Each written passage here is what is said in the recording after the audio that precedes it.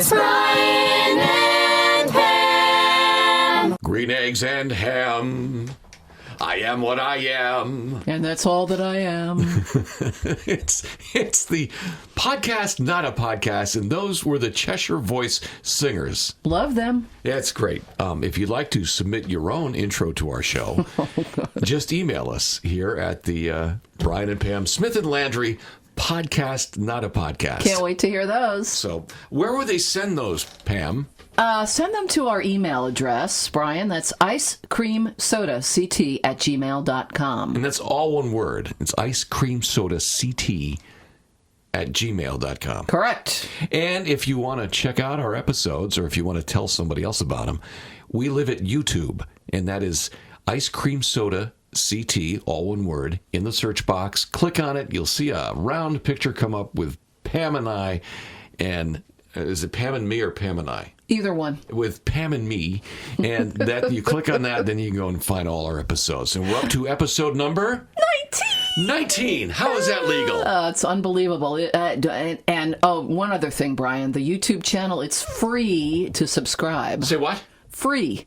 Free. The F word, free? My most favorite four-letter word that begins with F. See, I don't mind free when I'm getting the free stuff. You can subscribe.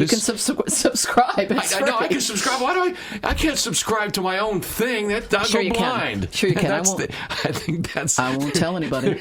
You'll go blind? There's a rule against that. Excuse me, I've got to go off into the corner by myself. I'm going to go subscribe to myself. Ew. Okay, Brian, it is Halloween week. Yes, it is. And the weather? Gonna rain on Halloween, isn't it? Yeah, quite a bit of rain this week, and temps in the 60s, but the weekend looks sunny both Saturday and Sunday, highs, though, only in the low 50s. You know, I emceed a Halloween event this past weekend, and one of the big... I don't know how costumes get in vogue like this, but one of the big costumes a few people had was a clear umbrella with plastic strips coming off it, a jellyfish. So that would be perfect for this rainy Halloween. That's perfect. You know, I'm watching the news and people are saying, the meteorologists are saying, kids will be wearing ponchos. And I'm like, oh, ponchos over your costume? What a great, make it a costume.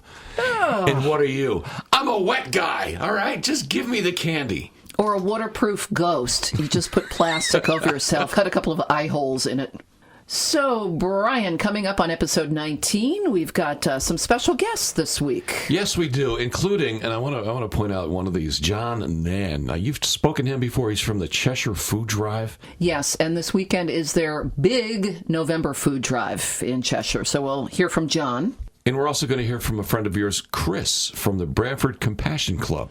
Fundraiser for the kitty cats this weekend. And we also have our friend Bill Carpenter who's going to stop by. He's going to talk about open studios. That is going to be in, is it Yale West? I believe so. Yeehaw! The Yale West campus, which is where Barf! Which is where Bear Pharmaceuticals used to be, off Marsh Hill Road in Orange. And that's where the Showcase Cinemas used to be a long time ago. Yes, we'll hear from Bill and also from Deborah Marco, one of the photographers that'll be on hand this weekend. She is amongst other photography, she is a boudoir photographer. It's a podcast, not a podcast. Okay, Brian, it's time now for Celebrity Birthdays. Isn't there a song that goes along with that? Wait, let me find it. Celebrity Birthdays. It's time for Celebrity Birthdays. Who starts? I will. Okay. Julia Roberts. Pretty woman. She's 52 this week. David Schwimmer from Friends turns 53. Lyle Lovett is 62 this week. Wasn't Lyle Lovett married to somebody? Julia Roberts. See, I know. Who's got the master's degree in celebrity news, huh? All right. Jane Pauley, the current host of CBS Sunday Morning, turns 69. Kate Jackson, one of Charlie's Angels, is 71 this week. Richard Dreyfuss is 72. Henry Winkler, who has experienced a rebirth these days. He's on that HBO show, Barry. Oh, one of the streaming shows. He is hilarious. Yes. He's 74. The Fonz is 74. The Fonz is, hey! From A to A? Otis Williams, who's the last surviving original member of the Temptations, turns 76. Brian, this one blew my mind. Grace Slick, Jefferson Airplane, is 80 years old. Wow. Jay Black from Jay and the Americans turns 81 this week. Charlie Daniels is 83. And the person who replaced Charlie Daniels in the band with the fiddle, Dan Rather, turns 88. That's not who Dan Rather is. That's not who Dan Rather is. That's not who Dan Rather is. Dan Rathers, who actually was on the CBS Evening News before Charlie Daniels took over for him. Dan Rather, again, turns 88 years old. So, hey, Brian, it's Halloween week. Uh-huh. I was thinking this morning, what did you call, when you were a kid, the night before Halloween? Doorbell night. Why? I've never heard that. Am I getting in trouble? Night? Am I in trouble? Okay, no, you grew up in Connecticut. I grew up in New York. And we called it something different. No, doorbell night. That's what we called it. But I know it's called mischief night and a few other things around the country, too. Yeah, we'll talk about that a little bit later. All right. Also coming up a little later, we're going to talk about the Cheshire food drive with the holidays coming up. But right now, it's time for Music History. This week in Music History. There's that song again. It sounds like angels. It does, doesn't it? Our first item is about Elvis Presley. Speaking of angels. All right, Brian, this week in 1957, after a show at the Pan Pacific Auditorium in L.A., local police told Elvis Presley that he was not allowed to wiggle his hips on stage. Oh, him too. The local press also ran headlines saying Elvis would have to clean up his act. The next night, the L.A. Vice Squad filmed his entire show to study his performance. I think I saw a wiggle there. Was that a wiggle? This week in 1962, the Crystals started their 2-week run at number 1 with He's a Rebel. 2 years later, this week in 1964, the Supremes started a 4-week run at number 1 with Baby Love. And in 1966, this week in music history, Question Mark and the Mysterians went to number 1 with 96 Tears. In 1969, this week, Elvis went to number 1 with Suspicious Minds. Also in 1969, the Beatles had their 13th United States number 1 album with Abbey Road. And this week in 1970, Zeppelin started a 4-week run at number 1 on the album chart with Zeppelin 3. In 1972, James Taylor and Carly Simon got married. Brian, this week in 1974, Stevie Wonder went to number 1 with You Haven't Done Nothing. This week in 1975, Elton John started his 3-week run at number 1 with the song Island Girl. And this week in 1978, Nick Gilder went to number 1 with Hot Child in the City. This week in 1980, Bruce Springsteen scored his first number 1 album with The River. I know, that's hard to believe. You and I both looked at each other. Yeah, apparently Born to Run, that was number went up to number 3. So The River was his first number 1 album. Yeah, amazing. Hard to believe. Yeah. Also this week in 1982, Men at Work. They went to number 1 with Who Can It Be Now?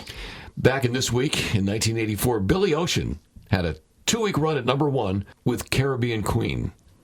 Caribbean? It's the Caribbean. I always screw that up. I say Caribbean. It's the Carib people, so it's Caribbean. You know, he also did European Queen. He was in the band Queen. Yeah, an African Queen. And finally, this week in music history, Brian, 2015, Adele went to number 1 on the singles chart with Hello. And now, where's the microphone? Right in front of you. Oh. And now, ladies and gentlemen, it's time for other history, which would mean non-music history. Non-music history. I like that song. It has a beat. I can dance to it. Now let's go to our history desk with history anchor Pam Landry. Hello, Brian. This week in history in 1512. Ho, I remember it well. 1512? We just got that handed to us? Yeah, that's actually a year. I know, yeah. 1512. Yes. The ceiling of the Sistine Chapel in Rome, one of Italian artist Michelangelo's finest works, is exhibited to the public for the first time. Can I do one? Sure. This week in Connecticut history on October 29th, 1764, which is also a year. The Hartford Courant first published. It's the oldest continuously published newspaper in these United States. And this week in 1886, the Statue of Liberty, a gift of friendship from the people of France to the people of the United States, was dedicated in New York Harbor by President Grover Cleveland. And I'm sure he was trying to get people to quiet down because he was probably saying, look, people, this is the biggest thing that will ever happen in my administration. For crying out loud, listen to me. And it was pretty big. Yes, I'm Grover Cleveland. Come on. It's not like I'm Lincoln. Give me a chance. Brian. Yes. This week in 1929. Oh, yes. I was just starting to go to school. Black Tuesday hits Wall Street as investors traded over 16 million shares on the New York Stock Exchange in a single day. Wow. Thus beginning the Great Depression. The Great Depression. This week, back in 1938, the 23-year-old Orson Welles had a realistic radio dramatization of the Martian invasion of Earth. It was the War of the Worlds. The War of the Worlds! Broadcast on the radio and scared the bejeebers out of just a lot of people. Sure did. Wow. Even though they ran a disclaimer in the beginning. Yeah, but it was kind of like the following thing is a fake broadcast. The world is coming to an end. It's not quite as scary, Brian. This week in 1945, the first commercial ballpoint pens were made in the U.S. They went on sale for $12.50 each. That's expensive. That is expensive for a pen. At Gimbel's in New York City. I remember Gimbel's. Mm-hmm. This was the Reynolds Pen Company. They really didn't do much after that. Well, that's because their pens were way too expensive. You know, I could buy a Bic 12 for $1 over there. $12.50 for a pen in 1945? Yeah, obviously not the dollar store. That was like $100, wasn't it? Yeah, but it was handy. You know, it was a ballpoint pen. Yeah. This week, back in 1948, it was one of the greatest upsets in presidential election history. This was the time Democratic incumbent Harry S. Truman beat New York Governor Thomas E. Dewey. You probably remember the picture of Truman holding up the headline from the Chicago Tribune saying, "Dewey defeats Truman." Oops. Fake news, even back then. Back in 1948. That's right. Brian, this week in 1965, construction was completed on the Gateway Arch, a spectacular 630-foot-high arch made of stainless steel, marking the Jefferson National Expansion Memorial on the waterfront of St. Louis, Missouri. This week, back in 1983, President Ronald Reagan signed a bill designating a federal holiday honoring Martin Luther King Jr. to be observed on the third Monday of January. And Pam, I think you'll find there in the big red folder on the history desk, that's our weather history folder. This was a huge day in weather history, especially on the East Coast. What was the story? Well, a couple of them, Brian. First of all, 8 years ago, this week in 2011, was the Halloween nor'easter. Do you remember that? I think it snowed back in Halloween in 2011. The nor'easter moved up the East Coast, and its snowfall broke records in at least 20 cities. And I think they had to move Halloween to another night, didn't they? Yeah, there were a bunch of communities that chose to postpone celebrations of Halloween from 2 days to a week later, or cancel them entirely. But the big storm, the big story in history, was a year later. Exactly. This week in 2012, 7 years ago, Superstorm Sandy hit the East Coast almost exactly a year after the Halloween storm. But that was rain. 12 inches of rain. Storm surge floods, 8 million people without power. It is still listed as the worst storm in United States history. And along the coastline here, Brian, in Connecticut, people are still rebuilding from that storm. They're still rebuilding. And I remember living on the shore, it took probably a year, if you remember, if you're along any of the shoreline communities, it took a year for that mildew smell to go away. Well, Pam, speaking of canceling things for Halloween, it's supposed to rain this week. But what got canceled? And we move now to Casino Land. Casino Land! The Mohegan Sun has canceled their Rocky Horror Picture Show showing on Halloween night. That was supposed to be a special showing of the movie with people reenacting the movie in front of the screen. But it's indoors. Why are they canceling it? I don't know. Maybe it's because people were out for Halloween. It's canceled, though. So if you're planning on going to that, don't. Don't. Let's not do It's canceled. It's not the time warp again. You're not going to be doing the time warp, at least at Mohegan Sun on Brian, Halloween night. That would make it this week not in Casino Land. This week canceled in Casino Land. Canceled in Casino Land. However, still on at Mohegan Sun on Saturday, November 2nd, Steely Dan will be performing at Mohegan Sun. Tickets, $66, $46, and $36. Some other shows coming up in Casino Land. Sunday, November 10th at Mohegan Sun, it's Paul Anka singing Frank Sinatra. And over at Foxwoods, same night, Sunday, November 10th, it's Dwight Yoakam. I'll bet Sinatra will not be singing Paul Anka, though. No, it's the battle between Sinatra and Yoakam. Who wins? And now, Brian Smith, it is time to take a look at what's going on around our local towns. Pam, what's going on in our local towns? Why don't we start with Cheshire? Well, Brian, this Saturday and Sunday, the Cheshire Food Drive is holding its 46th annual town-wide food drive. And here to talk a little bit about that is John Nan, the co-president of the Cheshire Food Drive, Inc. Hi, this is John Nan. I am the co-president of the Cheshire Food Drive, Inc. Thank you for having me on today to talk about the food drive. I'd like to talk first, though, about our food voucher program. That is a program that runs throughout the year, and we fund $40 and $60 vouchers that are available from the Cheshire Human Services with no documentation needed on an emergency basis. Documentation is needed for longer-term use. And you just take the vouchers up to Stop and Shop or Big Y and can buy sort of whatever food you want or need. And this can be used on an emergency basis or an ongoing basis.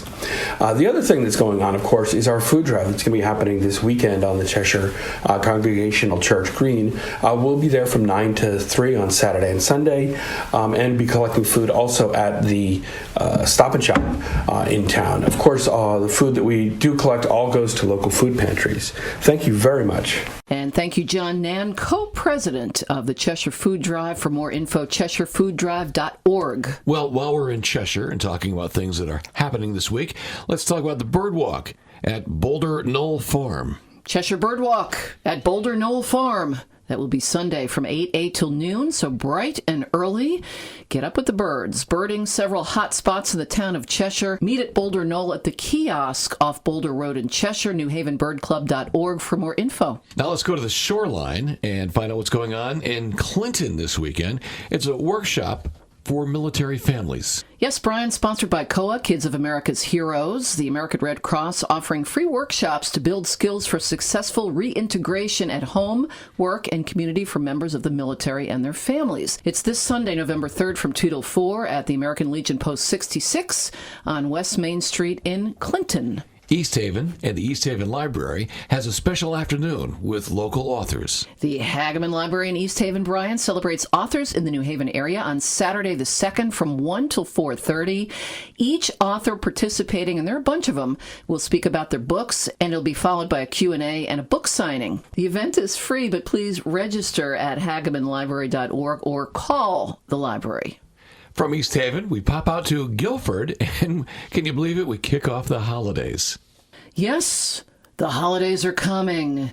It is the opening of the holiday shop at the Guilford Arts Center this Friday from 5 until 8. It will stay open through January 2nd. All kinds of one-of-a-kind handcrafted items. The event's free and open to the public. And for hours and more info, guilfordartscenter.org. Well, while we're on the shoreline, let's talk about Brantford. And Pam, here's an animal event with some friends of yours. Yay! The Brantford Compassion Club is having their jazz brunch benefit for the kitty cats this coming Sunday, and here to talk about it is Chris from the Brantford Compassion Club. Hi, this is Chris from the Brantford Compassion Club Feline Rescue and Adoption Center in North Brantford, Connecticut. We are presenting an encore of our popular Cool Cats Jazz Brunch Buffet, and it will be emceed by WTNH News 8 anchor Darren Kramer, and it will also feature the esteemed Jeff Fuller and the Neighborhood Music School Premier Jazz Ensemble. The buffet brunch with a silent auction and cash bar is Sunday, November 3rd at 11:30 a.m. at the Pine Orchard Country Club in Brantford, Connecticut.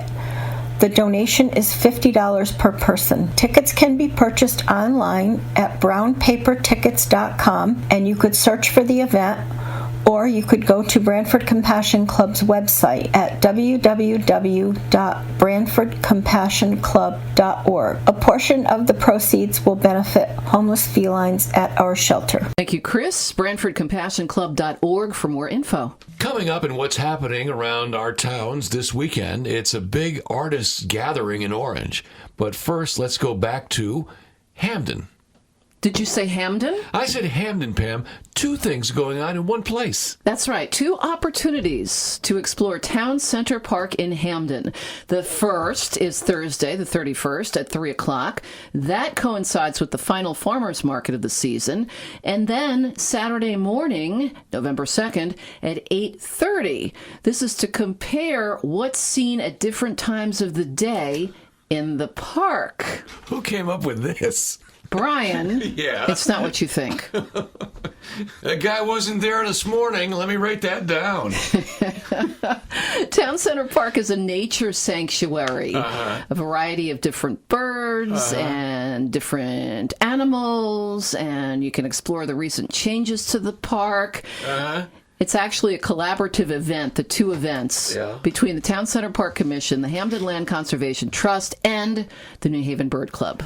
You're going to notice the sun is in a different place now than it was 4 hours ago. Write that down in your books. Okay. Cool, man. All right. You can get more info at newhavenbirdclub.org. Sir, there's different clouds now than there were this morning. Write that down. Okay. Well, we go from noticing what's different in the morning from the afternoon in Hamden to ghost walks in Milford. Still going on in Milford, Friday, Saturday, and Sunday through the 16th of November. It's the 90-minute Spirits of Milford Ghost Walk through downtown Milford. For info, dates, times, etc., spiritsofmilford.com. A lot of Halloween happenings in New Haven this week. Well, for starters, on Wednesday the 30th, there's themed trivia with the cats of the New Haven Cat Cafe, Brian, on Whaley Avenue in New Haven. Also... Cat-themed trivia? Yes. All right. Also, a Halloweener doggy costume party at the Oak Haven Table and Bar on State Street. There's a costume party on the deck at Amarante's. There's a Halloween drag show at Olives and Oil. Oh, boy. And there's themed trivia at East Rock Brewing Company. Well, now let's go forward to Saturday and the Annex Club in New Haven for the big Greater New Haven Cat Project fundraiser. This is their biggest fundraiser of the year, the Greater New Haven Cat Project, their annual Feral Feline Festival. Happens Saturday from 7 till midnight. As you mentioned, the Annex Club on Woodward Avenue in New Haven. For info, you can go to gnhcp.org. And one of the big events of the year happening in New Haven starts Sunday. That is Restaurant Week. New Haven Restaurant Week returns on November 3rd, runs through the 8th. More than 30 of downtown New Haven's restaurants featuring $17 lunch and $34 dinner fixed-price multi-course menus. Find out what restaurants are doing it at ConnecticutRestaurantWeek.com. Well, there's always something happening at the North Haven Library. There's great people there. Let's find out what's going on with the writing workshop. Yeah, Monday the 4th at 6:30, there's a writing workshop at the North Haven Library, Self versus Traditional Publishing and the Art of Querying Literary Agents. Very important stuff. And registration is required. If you're a writer, you're going to want to be there. NorthhavenLibrary.net. And Brian, one other thing happening in North Haven that I have to mention this weekend. What, Pam? North Haven Halfway Home Rescue. They're having a cat and dog adoption event Sunday from 11 till 3 at PetSmart on Universal Drive. And in Orange this weekend, to the original site of the Showcase Cinemas on Marsh Hill Road. Then it became the Bear Pharmaceutical area. And then now it's owned by Yale. It's Yale West. It's the big Open Studios. This one is big, Brian. It's Saturday and Sunday, noon till 6 both days. And here to talk about it is Bill Carpenter from MilfordTVcom. Thanks, Brian and Pam. Yes, it's me, Bill Carpenter from MilfordTVcom. But don't let that name fool you, because anyone in the world can watch us and love our programs. This weekend, MilfordTVcom is broadcasting live from Open Studios near New Haven, Connecticut. Saturday this week, we will be featuring local bands performing acoustic rock all day long. And then on Sunday, Brian Smith hosts talk shows all day long, starting at 11 a.m. Hey, Brian, this is your second year hosting our shows. What's your favorite memory from last year? What? Wait a minute. I'm supposed to ask the questions around here. Thanks, Bill. What was my favorite thing of Open Studios last year? Well, besides being the talk show host and interviewing the artists, you get a chance to walk around inside this corporate building that is now housing, at least for the weekend, it's housing artists and bands. You get to see what they do and maybe buy a few things. It's like having an outdoor art fair on a New England green, only inside a corporate environment where it's warm and dry, and it's a cool contrast. That was a lot of fun, and another favorite thing, of course, the food trucks outside. See you Sunday, November 3rd, Brian. And now back to the studio. Oh, Brian. Photographer Deborah Marco, she's one of the artists on the panel on Sunday at 1 o'clock, and we asked her to tell us a little bit about her work. I primarily photograph portraits, people of any age. I'm very passionate about it. I have specialties in photographing women, 50 plus and fabulous, girls with curves, and elegant boudoir. I do tell my potential clients that it is my job to produce the most beautiful portraits they've ever seen of themselves, and I feel that I live up to that. And overall, it's capturing not just their image, but the most beautiful expressions that can be captured on film of that particular person. That's photographer Deborah Marco, and she'll be one of the artists this weekend at Open Studios. Check it out. Seriously, it's a great happening at the old Bayer Pharmaceuticals, now it's called Yale West site, down on Marsh Hill Road in Orange. And this is a little tip. If you want to buy some early gifts for the holidays, the place will be filled with artists and the things they've made right here in our part of Connecticut. And that's both days, right? Saturday and Sunday from noon till 6. Saturday and Sunday, noon till 6. Brian, make sure this weekend, if you have anything planned for Sunday, that before you go to bed Saturday night, you change your clock. I'm not doing that this year. Fall back an hour. I am not doing that this year. I don't want to do it either. I don't like it, and I'm not going to do it. People say, oh, you get an extra hour of sleep, to which I say, take a nap. Is that it? Is it the extra hour of sleep this time? Yep, because clocks go back an hour. Okay, all right. Which means it'll be dark at 4 o'clock in the afternoon. Yeah, I can't stand it. Yeah, me either. I refuse. Is there a law? Will the governor come to my house and have me arrested if I don't turn the clocks back? Brian, if you don't change your clocks, you'll be late for everything. I already am. Oh, perfect. You'll be later for everything. Well, it's just a matter of degree by that point. Metaphysically, that means if I'm standing on a corner and I'm going to get hit by a bus, it won't hit me. There's a positive. I'll be an hour away. So earlier in the show, I brought up Mischief Night to you, which is basically the night before Halloween. Yes, and when I was a kid, we called it Doorbell Night. And I said, I've never heard of that. And I don't know where, who decides these things, who goes to different parts of the country and says, well, you're going to call soda, and you're going to call soda pop. Pop, right. Yeah. So, right. I mean, we just called it Doorbell Night and never knew the difference happened anywhere else. And I never heard that, but you're from Connecticut, I'm from New York, and we called it Mischief Night. Well, see, I guess because we were categorized. The big thing on Doorbell Night was to go out and ring the neighbor's doorbell and then go hide in the bushes. And then run away. Yeah. Yeah, we did mischief. So yours was more brutal? Yours was more criminal? It was more wide-ranging than just ringing doorbells. What did you do? See, we were limited. We set fire to people's cars. No, I'm not making that up. That's arson night. That's a different night of the week. That's the night before Christmas. I think the worst thing we did was throw toilet paper at people's front bushes. Okay. That's about it. So you papered somebody's house. Didn't do anything. The worst, Brian, have you ever had your car egged? Yeah, it's tough to get it off. I never got my car egged, but that's tough. You have got to get that stuff off immediately. Yeah, that's not good. And the worst thing for us was, I was the tallest kid in the neighborhood. I was always tall. So when we had, and it didn't work for me, Doorbell Night didn't work because I did chores and I delivered newspapers. All the neighbors knew me. And then I rang Mrs. Rutkowski's doorbell, and I ran through the backyard, and I got snagged on the clothesline because I was tall. So they did. Brian, is that you? And I'm snagged. It's like, what am I going to do? Sorry, yeah, you know what? I lost my Frisbee over here. I was looking for it. Did somebody ring your bell? I can't do pranks like that anyway, Pam. Why would that be, Brian? Well, because I'm not a delicate man. I'm not a delicate man, Pam. So I have a vision of you ringing doorbells, turning to run away, and tripping over your own feet. That happened. That kind of stuff Busted. happened. I cannot do pranks because I'm just not good at it. So some other names besides Doorbell Night, which is a new one to me, Mischief Night, Devil's Night, I've heard that one. Devil's Night, okay. That seems like it's inviting trouble. Goosey Night? You mean like with a broomstick in somebody's butt? I don't know. Wikipedia. Goosey Night? Goosey Night. Was there an explanation for that? I tried to find one, and I was fail. Happy Goosey Night. Yeah. Apparently some towns in northern New Jersey and parts of New York State call it Goosey Night. Loosey-goosey? I don't know. know What'd you give me either. for Goosey Night? It's a surprise. Turn around.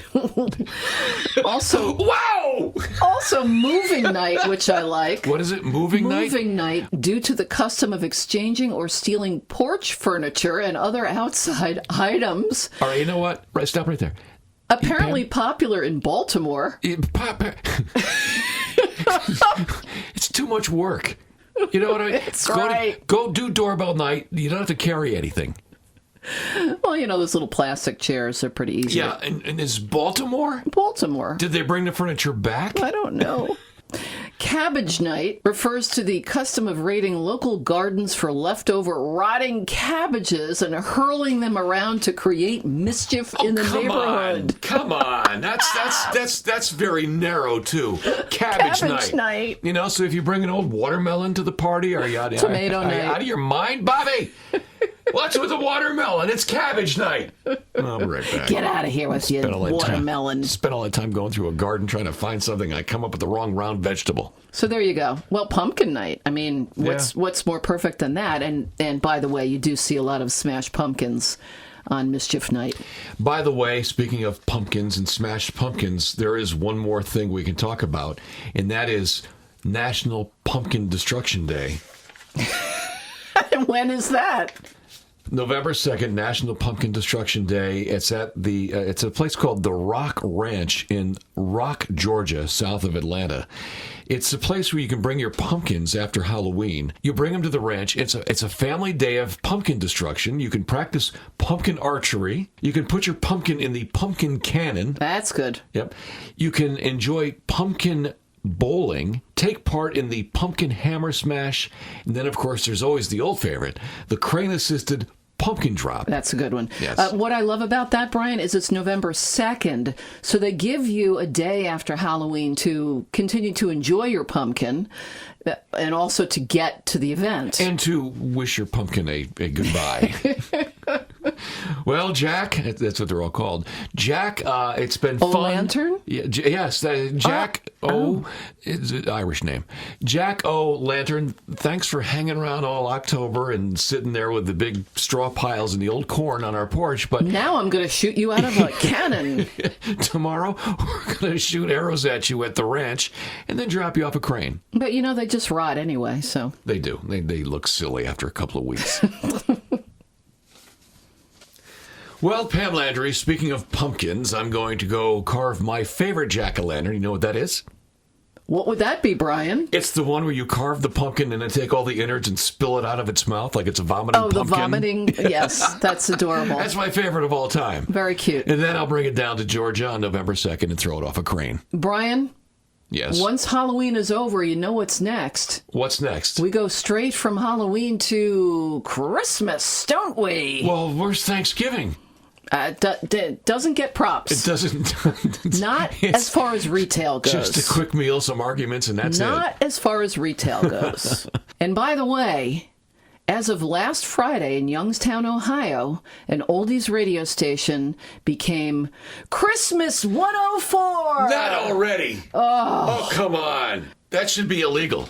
Can spring training be far behind? Now, turn the clocks back and just leave the Christmas music for another couple of weeks. No wonder everybody's so anxious all the time. I can't stand it. We just finished wrecking our pumpkins. We can't put a tree up yet. Are we done yet? Brian, I think we're done. Goodbye!